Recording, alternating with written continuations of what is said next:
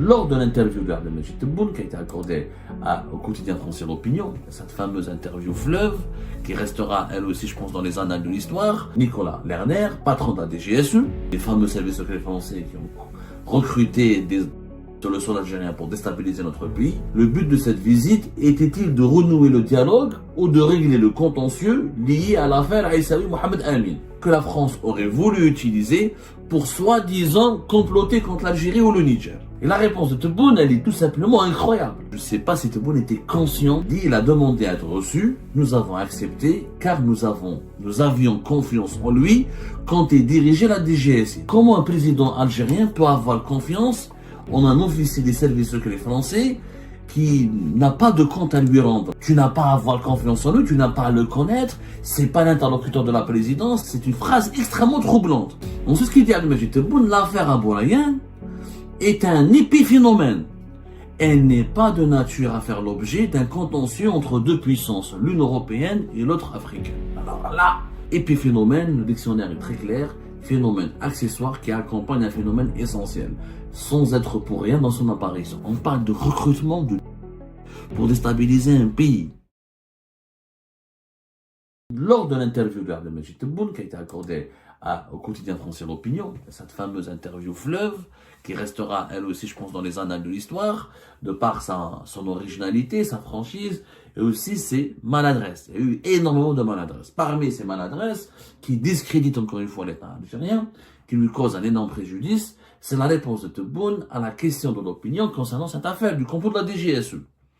Alors, le journaliste de l'Opinion qui a été reçu par Abdelmajid Tebboune le 30 janvier 2025 qui a interviewé le chef de l'État, lui a posé la question suivante. Nicolas Lerner, patron de la DGSE, les fameux services secrets français qui ont recruté sur le sol algérien pour déstabiliser notre pays, était à Alger le 13 janvier.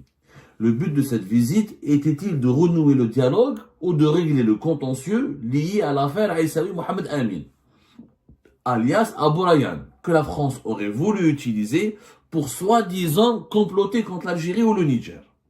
La question de l'Opinion est très claire. Soi-disant comploter contre l'Algérie ou le Niger, c'est ce qu'affirment les médias algériens, c'est ce qu'affirment uniquement les médias algériens, parce que les autorités algériennes n'ont pas fait de communiqué, le ministère algérien des Affaires étrangères n'a pas fait de communiqué, n'a jamais adopté une position. Il n'y a que les médias qui ont parlé de cette affaire. Ça reste des médias étatiques et publics, financés par l'État algérien et rattachés au ministère de la Communication. Donc ça engage indirectement l'État algérien. Mais officiellement, les autorités algériennes n'ont jamais évoqué cette affaire. C'est la première fois que le chef de l'État, que le président algérien parle et s'exprime sur cette affaire. Et la réponse de Tebboune, elle est tout simplement incroyable. La question, elle est osée. Voilà, le journaliste français, il fait son travail, il dit, voilà, le patron de la DGSE était à Alger le 13 janvier, alors qu'auparavant, le 7 décembre, vous l'avez accusé la DGSE d'avoir comploté, d'avoir recruté des sur votre sol pour déstabiliser votre pays. Comment? Il y a une contradiction. Comment tu peux accuser la DGSE de complot, de recruter des à l'effet de déstabiliser l'Algérie et un mois plus tard, tu accuses son chef? Qu'est-ce qui s'est passé? Est-ce que c'était des négociations pour régler ce contentieux? Et là, Tebboune, la réponse la plus étonnante, je crois que c'est le passage le plus controversé de l'interview de Tebboune à l'Opinion. C'est le passage le plus sulfureux, je vais dire, parce qu'il est étonnant. Je ne sais pas si Tebboune était conscient de l'impact et de l'ampleur de l'impact que vont générer ces propos. Qu'est-ce qu'il dit Tebboune? En parlant du patron de la DGSE, il dit, il a demandé à être reçu, nous avons accepté, car nous avions confiance en lui quand il dirigeait la DGSE. Parce que Nicolas Lerner, on l'a raconté un avis à Angélipat, il dirige la DGSE depuis récemment. Auparavant, il dirigeait la DGSI. On a parlé déjà de lui. Donc c'est déjà, je donne quelques informations. Rappelez-vous des révélations qui ont été faites par nous dans nos émissions par Algérie par 14 et 15 janvier. On a expliqué que Nicolas Lerner, c'était l'homme fort des services de renseignement en France.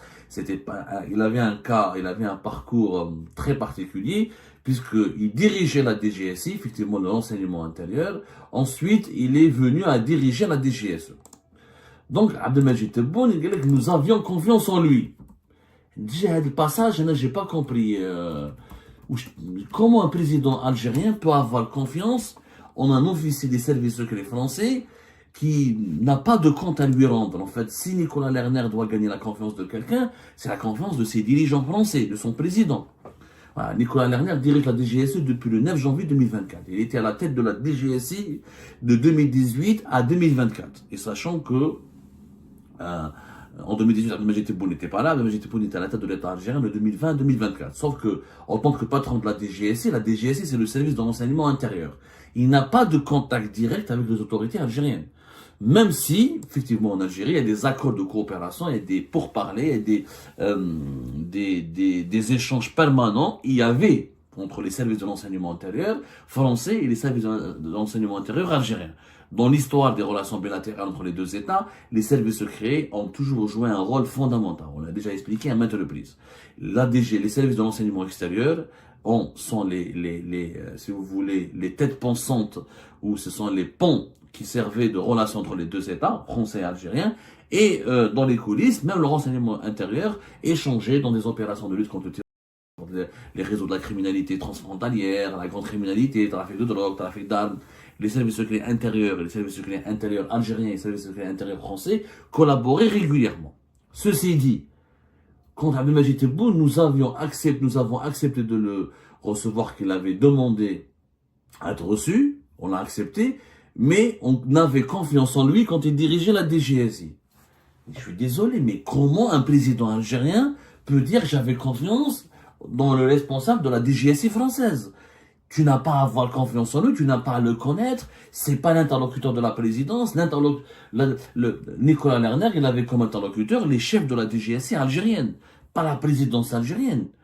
Enfin, la seule personne qui peut avoir confiance ou pas en Nicolas Lerner, c'est le président français. Nicolas Lerner est un fonctionnaire français, donc il n'a qu'à rendre des comptes à l'État français. Il ne peut gagner que la confiance de l'État français. Il n'a pas à gagner la confiance de l'État algérien. C'est une phrase extrêmement troublante. Est-ce que c'est comme si demain Donald Trump dit j'ai confiance j'ai beaucoup confiance en l'homme qui dirige le renseignement intérieur russe. Ou là, quand Vladimir Poutine va dire ah, j'aime bien, ou j'accorde ma confiance à celui ou la personne qui dirige les services secrets intérieurs américains. Ça n'a pas de sens. Ça n'a aucun sens, cette déclaration. Nous avions confiance en lui. Qui? Vous êtes qui pour avoir confiance en lui? Vous n'avez pas à avoir contact avec lui. Ce sont des rapports entre les services. Après, il aurait pu dire, les services secrets algériens le concédaient comme un bon interlocuteur, avait bien collaboré avec lui, apprécier la collaboration avec lui, mais pas nous. Abdelmadjid Tebboune est président de la République. Son interlocuteur direct, c'est Emmanuel Macron, c'est l'Élysée, c'est les membres du gouvernement français, c'est l'establishment officiel, pas l'establishment sécuritaire. Le président algérien n'a pas à avoir un rapport direct avec les services secrets français. C'est extrêmement troublant, je n'ai pas compris pourquoi il a voulu dire ça, ou peut-être qu'il a voulu dire que c'est un personnage qui est connu en Algérie auprès de nos services secrets et qu'il bénéficie d'une bonne réputation. Il aurait pu être dit comme ça. Mais nous avions confiance en lui. C'est une bénédiction que Abdelmadjid Tebboune accorde à Nicolas Lerner de façon étrange. On reviendra sur ce sujet plus tard, parce que ça ouvre des interprétations. Ensuite, ce qu'il dit Abdelmadjid Tebboune, l'affaire Abou Rayhan est un épiphénomène. Elle n'est pas de nature à faire l'objet d'un contentieux entre deux puissances, l'une européenne et l'autre africaine. Alors là, c'est une phrase choc. Pour moi, c'est une phrase choc. Elle est aussi choquante que la phrase sur la normalisation avec Israël. L'affaire Abou Rayhan est un épiphénomène. Qu'est-ce que ça veut dire un épiphénomène? C'est très facile. Allez voir la définition dans le dictionnaire. Épiphénomène, c'est quelque chose qui n'est pas grave. C'est un épiphénomène. C'est un phénomène secondaire. C'est quelque chose qui se rajoute au phénomène principal.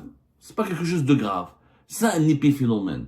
Ce n'est pas le phénomène principal. Un épiphénomène, ce qui se rajoute les éléments secondaires à un phénomène. Là, c'est complètement étrange, cette phrase. Alors, Abdelmadjid Tebboune qui parle d'épiphénomène, et elle n'est pas de nature à faire l'objet d'un contentieux. Donc il n'y a pas de contention, selon lui, entre l'Algérie et la France à propos de cette affaire. Alors pourquoi vous avez convoqué l'ambassadeur de France plutôt, pourquoi l'Algérie a convoqué l'ambassadeur de France le 15 décembre 2024? s'il n'y a pas de contentieux, il ne devrait pas y avoir de convocation de l'ambassadeur de France. S'il y a eu une convocation de l'ambassadeur de France, c'est qu'il y a eu un contentieux, c'est qu'il y a eu une colère, une désapprobation de la part de l'Algérie. Le Moudjahid qui a rapporté le contenu de cette convocation, il parle d'une colère, de mécontentement de l'Algérie, la fermeté absolue que l'Algérie a exprimée, des agissements qui ont énervé l'Algérie, d'attaques incessantes contre notre souveraineté, l'Algérie résolue à préserver sa dignité, l'Algérie prendra toutes les mesures qui s'imposent pour faire face à ces tentatives d'ingérence. On parle de tentatives d'ingérence, de révélations graves sur l'implication des services de renseignement français dans une campagne de recrutement d'anciens en Algérie à des fins de déstabilisation. La DGSE recrutait des à l'effet de déstabiliser l'Algérie. Donc il y avait un contentieux. Alors, tu accuses la DGSE de recruter des pour déstabiliser l'Algérie, et un mois plus tard, enfin 2 mois plus tard, ça s'est passé en décembre, nous sommes au mois de février, 1 mois et demi plus tard, si on veut être plus précis, non, il n'y a pas de contentieux, et elle n'est pas de nature à faire l'objet d'un contentieux, il n'y a pas de problème. On n'a pas de problème avec la France par rapport à cette affaire. C'est un non-sens absolu. Tu accuses les services secrets français d'avoir voulu recruter des pour déstabiliser le pays, tu me dis non, c'est pas, il n'y a pas de problème. Ah oh, il y a 2 hypothèses. Ou les accusations algériennes sont infondées, sont inexactes, relèvent du mensonge et du fantasme, ou l'Algérie a négocié un accord avec la France, ou elle a trouvé un terrain d'entente pour enterrer ce dossier. Dans les 2 cas, c'est grave. Quel est le pays qui accepterait, je dis bien quel est le pays qui accepterait, qu'on viole sa souveraineté nationale, qu'on touche à sa sécurité nationale, ensuite il parle d'épiphénomènes. Quel est ça, Madame Kalima, je m'attends dans aucun pays au monde. Je le répète, je ne l'ai vu dans aucun pays au monde. Épiphénomène, le dictionnaire est très clair, phénomène accessoire qui accompagne un phénomène essentiel, sans être pour rien dans son apparition. Ça veut dire que cette affaire n'est qu'un cheveu sur la soupe. Ce n'est pas le problème principal dans les relations algéro-françaises. On parle de recrutement pour déstabiliser un pays. Et 1 mois et demi plus tard, l'Algérie, après avoir formulé d'aussi graves accusations, elle dit finalement que c'est un épiphénomène. On avait confiance en monsieur Nicolas Lerner quand Nicolas Lerner dirigeait la DGSI. Sauf que vous avez accusé, sauf que Nicolas Lerner dirige la DGSE depuis début janvier 2000, depuis le 9 janvier 2024. Et cette opération de recrutement de algériens sur le sol algérien pour déstabiliser l'Algérie aurait eu lieu, selon les accusations algériennes, entre 2022 et 2024. Donc Nicolas Lerner aurait pu être mis en examen, aurait pu être accusé lui aussi par les autorités algériennes d'avoir voulu comploter contre la sécurité nationale de l'Algérie. Finalement, non. Nicolas Lerner, il est gentil. On l'aime bien, on lui faisait confiance. Et c'est pas un contentieux, cette affaire Abou Rayyan. C'est pas un contentieux, c'est juste un épiphénomène. La réaction, je suis désolé, mais c'est une réaction qui discrédite totalement l'État algérien. Aujourd'hui, depuis cette interview dans l'opinion, demain, même s'il y a des choses très graves et qui sont vraies, quand ils seront médiatisés, rendus publics par les autorités algériennes, personne ne les considérera comme crédibles. Personne ne prendra leur parole au sérieux. Qu'il va être lié à un complot contre la sécurité nationale, ou qu'il y a un danger, ou qu'ils ont voulu recruter des pour déstabiliser le pays. 1 mois et demi plus tard, non, c'est un épiphénomène. Oh, c'est des propos choquants, maladroits, irrationnels, absurdes, et surtout, ça soulève des interrogations sur les intentions des autorités algériennes. Qu'est-ce qui se passe à la fin? Pourquoi vous avez convoqué l'ambassadeur le 15 décembre, l'ambassadeur de France convoqué, des accusations extrêmement graves, fermeté, menaces, tentative d'ingérence, tentative de déstabilisation du pays par le biais. Et là aujourd'hui c'est épiphénomène, il n'y a rien, finalement c'est une petite affaire, circuler, il n'y a plus rien à voir. C'est étonnant, c'est extrêmement étonnant, c'est même irrationnel, absurde.